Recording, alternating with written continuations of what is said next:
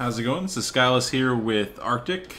Yo, what's up? We're doing another one of these Overwatch preview or hero breakdown videos after Blizzard released the videos for Reaper and Torbjorn over the past week. Torbjorn. Torbjorn. Torbjorn. I'm gonna struggle with the name. I'm gonna struggle with the name worse than you are. Yeah, probably. Yeah, so we got a couple more videos.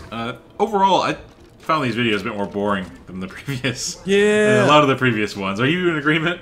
I just wasn't. I couldn't get myself hype about Reaper. I actually want to play Torbjorn, so his was a little bit better for me, just to see how they were thinking about playing, which is pretty much exactly how I thought the character would play.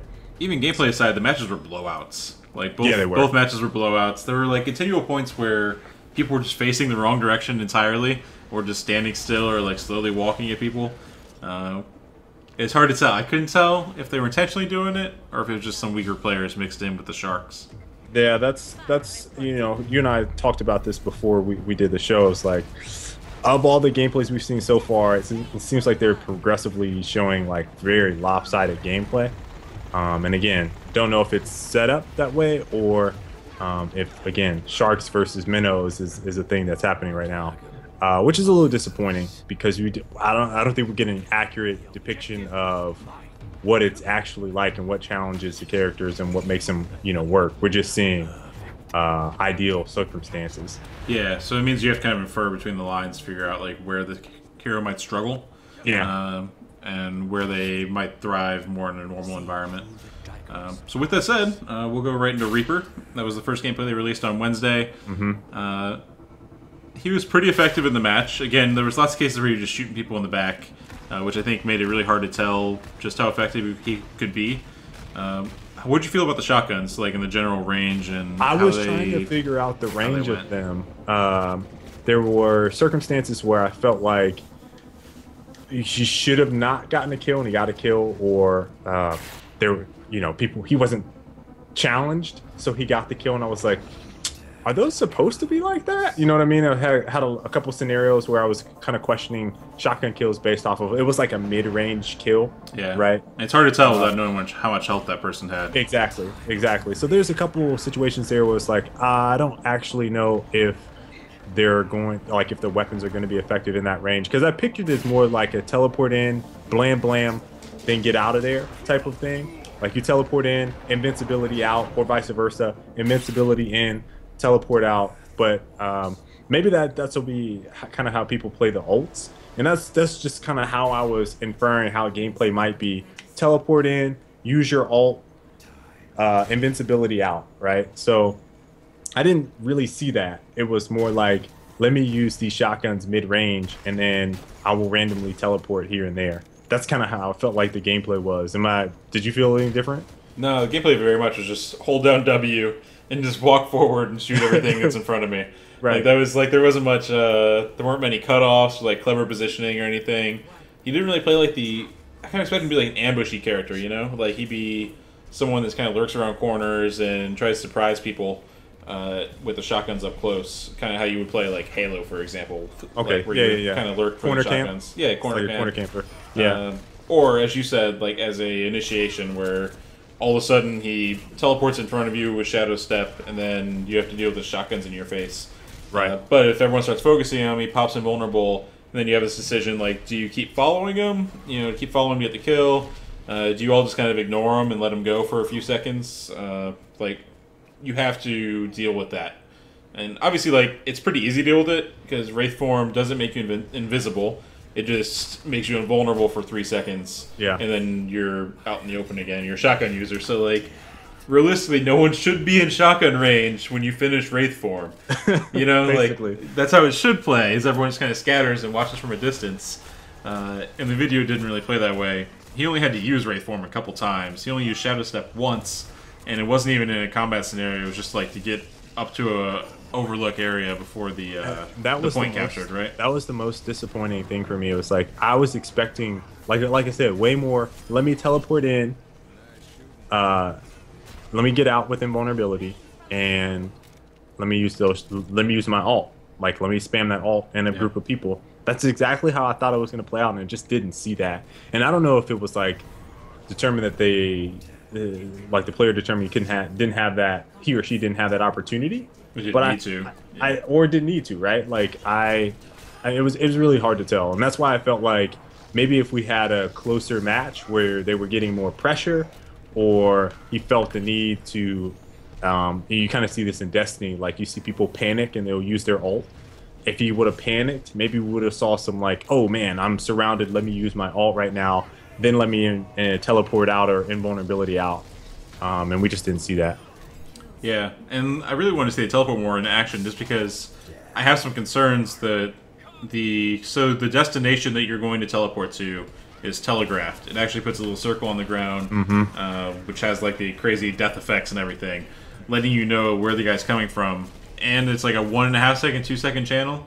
I was joking when I saw the video. It looks like he's kind of doing the Macarena, because he kind of does like puts his hands out and then puts one gun over his shoulder, the other gun over his other shoulder, and then all of a sudden teleports.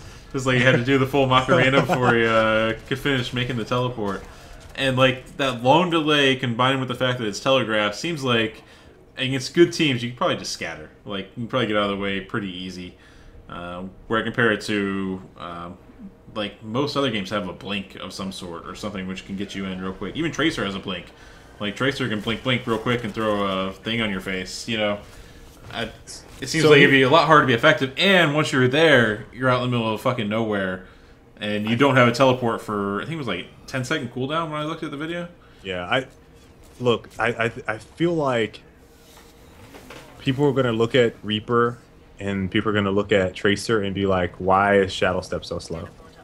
Yeah, I mean it's tunable, right? Like it's something they could address. Yeah, definitely. And it would instantly make the character better to reduce the cooldown or reduce the cast time on Shadow Step.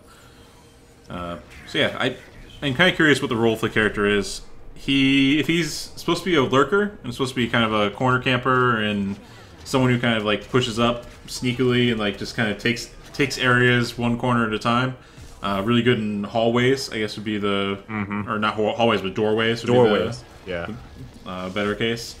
Then if he's supposed to fill that role, then you have to look at like McCree is the biggest parallel for that kind of situation, where he's someone that can turn corners, that can kind of push. But McCree doesn't have the penalty of not being able to fight long range at all. You know, like McCree can constantly chip at people and kind of play that game. Even Torbjorn, which we'll talk about shortly, he's another corner camper who can be effective at holding down a doorway. And he also can poke at a distance. That was exactly the gameplay we saw with Torbjorn. Was like, oh, let me just camp this spot and hold this down. Yep. So, I mean, like, there's those two characters that potentially do it better, I think, and have more versatility. Where it's interesting, I really just need to see if Reaper was capable of expanding past that role of I can shotgun people up close, and that's it. Like I said, I just feel like the gameplay we needed to see from Reaper was one where that Reaper needed to be under pressure a lot more in order to see how a player would react if they needed to, you know, do it all, essentially, right? Like, I feel like that's a situation where you get to actually see Reaper shine with being overwhelmed. Yeah, I'd say, like, just theory crafting, it seems like his role really would be just being a menace and a pest in the backlines, in the sense that it's a shotgun, right? So if you do get around a corner with the invulnerability, and you get into, like, a room or a cubby somewhere, then you can hold out for a few seconds until you get your teleport back up, and then you can make a play again. And that's exactly and why they have to worry about you, right? Yep, that's exactly why you need that kind of pressure. It's like you have to get into those situations in order to utilize those moves to force the enemy team either like bait them in, like you're saying, if he's in a cubby or something like that, or in some cases I feel like he could be the aggressor to initiate doing that same tactic I talked about earlier, which is invulnerability in, shadow step out, but or vice versa.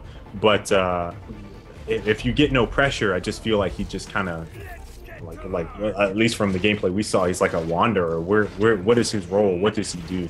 Yeah, I mean, all of his abilities are both Wraith Form and Shadow Step really rely on there being some kind of pressure to even need to use them. Like, why would you use Wraith Form unless you're getting shot at? Exactly. Why would you use Shadow Step unless you needed to get in front of someone? But if people are always in front of you, then it's poor gameplay to show off his talents. That said, I do feel like the hero might struggle just in a structured environment against good players because of the things I mentioned. Like, shotgun is really exploitable. especially if you know that's all the guy has and he has no long-term option. And then Shadow Step is really telegraphed. Even the vulnerability has the fallback or the downside of the fact that it's not invisible, so like you know exactly where he's going. There's no misdirection or misplay or anything like that. It's possible he can just be a nuisance in the sense that he's hard to kill and bring down, so he is able to stay alive for long times in their backlines. Right. But if the character has like a grenade launcher or something, like a Zarya would probably counter him pretty hard. And chance of just being able to chuck grenades into whatever room he's camping and waiting for his stuff to come back up in. Yep. Yeah. See that. Yeah, overall, wasn't too impressed by the gameplay, but it is really hard to tell too much about Reaper based off that match. Yeah. So Torbjorn. I'm gonna struggle, y'all. I'm gonna struggle. This is Torbjorn. Every time. Torbjorn. Every time. What do you think? I'd personally say it was about what I expected from the gameplay. Yeah, I mean, there wasn't any surprising thing from Torbjorn, other than the armor drop, which I didn't realize was going to be that ridiculous with the ult. But it was funny because I kind of looked at this character and was like, and it all spawns from Smite and Vulcan. Vulcan was so ridiculous in Smite when he first came out. I was like, you know what? I think that might actually, and I picked him a little bit. I was like, I think that might be a character I want to play. And, you know, seeing the gameplay, I think the only thing I don't particularly like is his primary, which is the rivet gun. I don't like the projectile. It's not that I can't use the weapon, because there's definitely used weapons with that similar projectile arc trajectory and all that stuff before in other games. So I could definitely get used to it. Maybe I was just expecting either a faster fire rate like the alt form, or just a different trajectory on it that made it more appealing for me. I don't know exactly what I was looking for, but I was like, I could get used to that, but it's definitely a character that I'm going to have in my rotation. The funny thing is, Tense, one of our teammates, looked at that gameplay and was like, nah, he's not for me. It's like, definitively, he's looked at that and was like, no, there's no way, I'm not playing him. He looks boring. And I was like, I like that type of character. I mean, it is like, it's not as babysitty as that type of character is and tends to be in like Team Fortress, for example. In the sense that I didn't think he needed to be near his turret as much as he was. Like, he could have very well just dropped that turret in a back alley or a tunnel or something and just gone about his business and just gotten his ultimate up by fighting, being a battle Torbjorn. I think, like, he wasn't even taking pot shots all the time. It seems like you should just be constantly shooting, right? Because your whole goal is just to get your ultimate up as fast as possible. I was trying to it's just pot shots all day. Yeah, I was trying to determine what. I mean, first off, the first place that he placed that initial turret was a pretty good spot. It was on the ledge, it was like an off corner. So like if you were approaching from the enemy team, they couldn't really see it around that corner until it was too late, which is why he caught so many people initially. And the way he was playing that doorway, I feel like he was actually like protecting the turret. Like you said, babysitting a little bit. He was babysitting the turret so the turret could actually do some work and provide suppressant fire. And he was just being annoying in that doorway, just popping in and out. Boom, boom, boom, boom, boom, boom, boom, boom. He'd catch someone trying to run up the steps at him, kill them, come back down. I think Winston charged him a couple times. His turret took it out. And then when he finally died, he reset it in a position that I didn't think was actually that good. And it was like in a doorway that had no line of sight except for straight ahead of him. And that was towards the later part of the game, but I guess at that point it really didn't matter. So the second spot I didn't really particularly care for, but that first spot I thought was actually pretty good. And I was trying to determine if he was, like you said, babysitting it, or if that was actually a strategic spot on the map that he knew he could get a lot of kills or he needed to hold down. Yeah. It was another case where they didn't really get pressured very hard. Right. He only got pushed off that bridge, what, twice? Like, there was only 2 times where he had to actually fight people up close. Yeah. And I looked at the scores at the end of that game, and the Torbjorn was at number 1 at 22, like 72 or something like that, and second was Reaper at 2,000, and then on the other team, the highest was like 1,000. So both 2 players on that Torbjorn's team doubled the points of their next highest, and I mean, just from the gameplay, they were doing anything. No one applied pressure to that turret. Like, I think that first turret got 6 kills, something like that. Yeah. Before it was destroyed, and he got maybe 3 or 4 kills himself.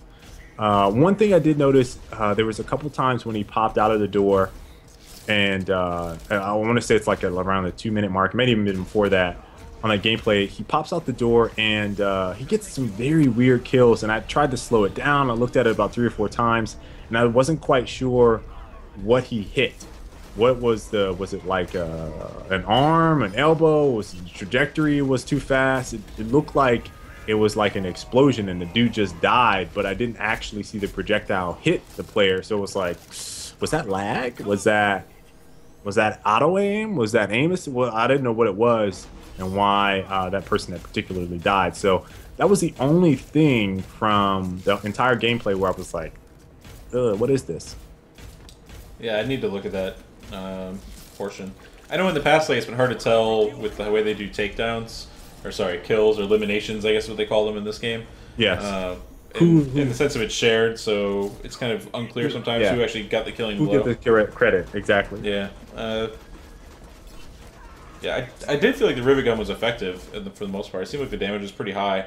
I was actually kind of surprised by how much damage it did for that type of a character. One of the coolest things about the rivet gun is the reload animation. Is that not the best reload animation you've ever seen? It's cool and it's badass, but it actually takes up like 95% of the screen when he does it. I don't care. It's so awesome. I mean, as if the FOV wasn't low enough, they went and covered up the entire screen for the reload animation as the left arm comes up to port all the way from the top of the screen down into the middle. So like you can't see shit. You might want to think about where you're reloading before you actually reload, because if you do that, you might be blind for a couple seconds. It was badass, though. And actually, we didn't mention Reaper. He was just throwing his guns. Did you see that? Yeah, every time you reload, he would just toss the guns away and pull 2 more from his vest. Yeah. Which is pretty badass. Yeah. They did a really good job on like all the attention to detail and the animation stuff across the board, all the heroes. I must say I was thoroughly impressed by that. It's one of the baddest reload animations I've ever seen.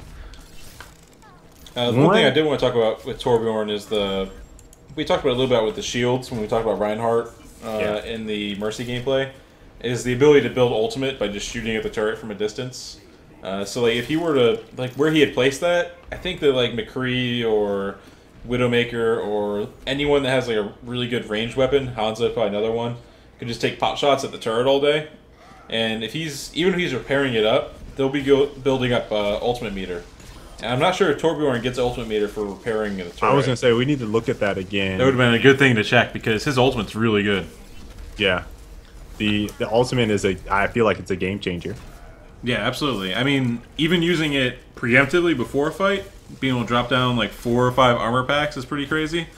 Actually, really crazy, I think, for holding down an area. Like, being able to drop that for a character that is good at guarding those corners. Yeah. Like being able to just have a huge stockpile of armor there. Which is why I mentioned I think Battle Torbjorn might actually make sense just to get ultimate up more often.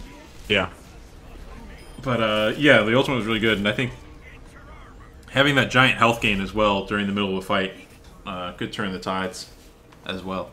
Yeah, that's going to be a huge one. I am wondering how many Torbjorns we're going to see as a part of team comps based on that armor being a part of the ult, because after I saw it, I was trying to determine like how often he was coordinating with his team to pick it up, because he's dropped it several times and like maybe 1 or 2 dudes picked it up. Like I felt like if that was organized, that would just be ridiculous. Like this seems like that would be the go-to thing. Like, oh, I got my ult up, everybody comes around, collects, oh, they're here, boom, and then there's either a push or you're walled up, like you said, to defend a position or something like that.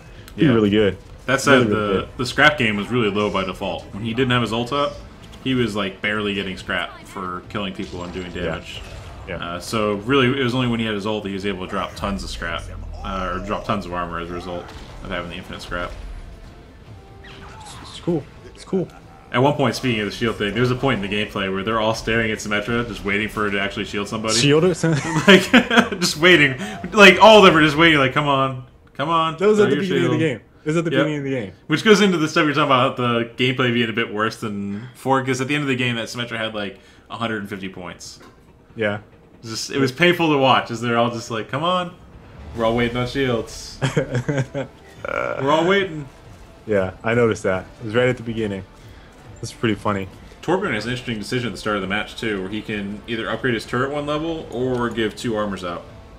Because he has enough scrap for one or the other before he was selfish that round one. starts. He upgraded turret, yep. But he could have thrown a couple armor packs. I think it was a good decision. Like I said, he on defense, I think it makes sense, right? Yeah, yeah.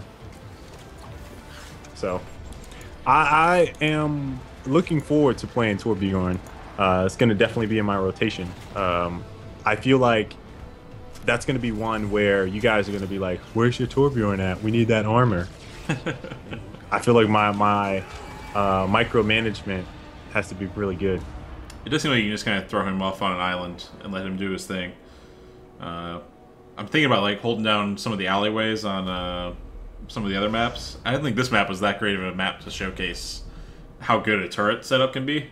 Just because I mean, it was effective, but if they just like pushed that catwalk, it wouldn't have been. They tried and they died. They tried once with 2 people. It wasn't like a full convoy of people, though. That's true. They tried and they died. Oh well. Too bad. I'm pretty sure he can hold down areas pretty well. The second spot was the one where I was really not happy about the turret placement. Yeah. And if you remember, wasn't effective. The Mercy gameplay, there was a offensive Torbjorn that was trying to like place offensive turrets all day, yeah. And it got shut down every single time. It was free food for the ultimate meters. Yep. So it could just be a character you only play on defense ultimately. You might be right. I'm not exactly sure yet. That's one of those ones where need a lot of experimentation, I think, to find the right like way to play. You know what I mean? Right. But yeah, I think that about wraps it up. Unless you have any additional thoughts. Looking forward to a couple more gameplays this week. Yeah, I want to see Zarya. I want to see Zarya. I think she has potential of being one of the highest impact characters we have remaining. Like we talk about Mercy a lot. I think she's also gonna be one that's really up there. Winston as well, I think, is another character that, when played well, could be a complete pest and really hard to deal with. So I want to see a Winston gameplay as well. The thing about Winston is he's not a character that I would enjoy playing. I could look at Winston and be like, that's not a character for me. Zarya though is one of those ones where I could probably get into. Yeah, I just think it's like Winston. If you're going to run a tank in your lineup, it seems like Winston's the way to go right now. Yeah, I think so. Reinhardt seems pretty awful to me from initial impressions. Look, there was several times in that gameplay with the Torbjorn, the Reinhardt pushed out the shield, and I thought that there might be some good opportunities for a shield push, but outside of that, I don't know. You can do the same thing with Winston, though. You just drop a bubble. I guess that is true. Just drop a bubble to zone and then kill whatever. Yeah, I guess it's true. Yeah. So, we'll see. Yeah, it's going to be interesting. Bastion, too. Bastion keeps like falling off my radar, and it's possible Bastion's pretty good. I think he's like the DPS tank. Yeah. But yeah, we should have 2 more videos on Wednesday and Thursday, and then we'll do a wrap once again. And we're running out of heroes. We got like 3 more weeks. Yeah. I think for 3 more weeks till they're tapped out, and then hopefully they have something else for us. I think we might. Maybe we'll maybe we'll do some like best team composition videos. That'd be cool. Yeah, I think it'd be fun. Theorycraft that stuff through. Yeah. All right. So thanks for watching. This is our Overwatch hero breakdown for Reaper and Torbjorn. We'll be back next week, and we'll see you later. Later.